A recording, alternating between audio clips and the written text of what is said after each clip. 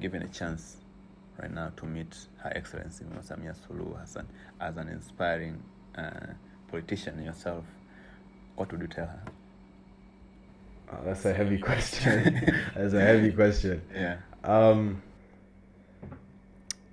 Wow, that's caught me completely off guard.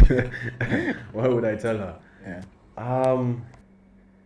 I think, to be honest, I've been impressed with her leadership. I've again, we're seeing, this growth in Tanzania, infrastructure and everything. These are, I've actually even written an article called Nani Kama Mama, talking about Mama Samia and encapsulating her efforts so far, her successes. She's done quite a lot that I think we should be grateful for and be proud of her leadership. Wow, what would I tell her? Inclusivity, I would say, perhaps. As you mentioned, it's the previous guest said that she includes her children in decision-making processes, and I think that should go with the country as well. I think including the Gen Z in certain decision-making processes could be good for the country. Sometimes there might seem like there's some sort of divide between millennials or whatever and the Gen Z. For instance, this is just an example, but something like sport it tends to be more youth based. We're seeing Gen Zs playing for the national team. Gen Zs getting to, whether it's swimming for Tanzania or whatever, in these major competitions. Why don't we involve them in such ministries, in the Ministry of Sport? They can bring their youth and their experiences, and it could create something great. Yeah. So inclusivity, I think inclusivity is a big thing. Yeah, you talked about something very important. I think everyone should be included, because if you want new and fresh ideas, then you need to include every generation. Because, for example, as we're talking about the Gen Zs, there are people who were born after the internet, but if you look at the baby boomers, they are born before the internet, so most of them, they don't even know how to use the internet properly. I remember today I'm the one who teaches my grandma how to use Facebook. She's very experienced, but she doesn't know how to use Facebook. Imagine.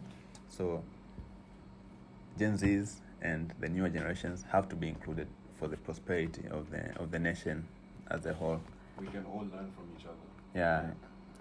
It's very, very, very important. So I think I'm done with my questions. So what else do you want to share to the audience? You being a young person who is doing amazing and great things. There's certain qualities you should possess. Resilience, persistence. Actually, funnily enough, my name, it means aggressive. Shanjarika, yeah. Shanjarika. What language is that? It's Kifare. Yeah. And when someone asks that, I tell them aggressive, they look at it in the wrong way, and I'm like, no, that's not how you should look at it. Again, perspective. That's not how you should look at it. But it means when I have a task at hand, I'm aggressive with that task. I'll make sure that I get it done with. I'll execute it to the best of my abilities. That's the kind of aggressive we're talking about. So it's how much do you want it, and that's the truth. Because if there's something that you're passionate about, there's something that you want, something you're willing to work for, then you're going to put in your effort into that. And again, that's also how it aligns with making your own destiny. Because while you're trying to make your own destiny, you'll figure out that maybe some stuff isn't for you and some stuff is for you. And based on what you find your time going into more, even though it could be tricky, it might seem like, wow, how am I gonna, make progress? How am I? But if you keep finding yourself in that hole, or keep returning and looking for ways to escape that hole, then that's probably your destiny. And it's only that that one solution to bring you out of that hole that could take you into a whole different place, could create a whole new life, that could make your own destiny. So yeah. I think you explained that very well. Yeah. So guys, that was Shanjarika today. I hope you guys have learned a lot today from him. And just comment down below, what have you learned from him that you find it very valuable?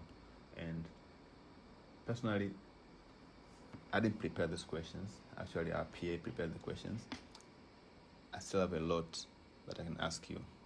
Yeah, because despite pursuing political science and economics, you're also an entrepreneur, which I didn't really know about before coming here. So I would love to come with you today, another day here, and discuss about entrepreneurship. So if you guys need Shanja for another episode, just comment down below. Shanja, as you know, Shanja means aggressive. So I want all of you to be aggressive and comment Shanja below. So the more comments we get, I will invite Shanja for part 2. And with that being said, see you on the next episode, and thank you for watching.